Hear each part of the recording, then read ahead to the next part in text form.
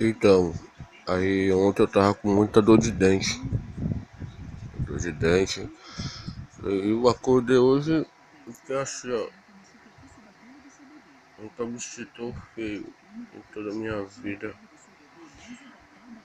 Eu tentei beber água, mas não consegui beber água, porque assim que eu abri a boca pra beber água, agora eu fico com a boca, porque a boca ficou aberta.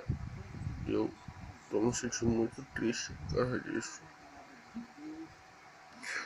Muito triste mesmo. Logo eu que gosto tanto e aprecio a companhia feminina. Agora é uma mulher que fica perto de mim, porque desse jeito eu tô parecendo um macaco. Eu fico às vezes pensando, por que, meu Deus, por que? Porque isso acontece comigo? Eu não escuto nenhuma resposta, nada. Então eu não sei mais o que eu faço. Eu acho que eu vou colocar um pouco de gelo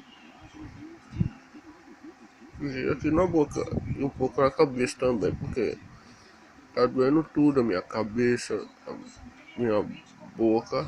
Boca, um dos lábios superiores, esses lábios aqui, ó. Tá tudo inchado.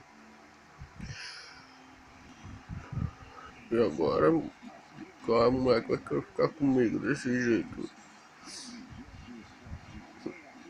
Eu não tô sentindo minha cara direito. Tô com tanta vergonha.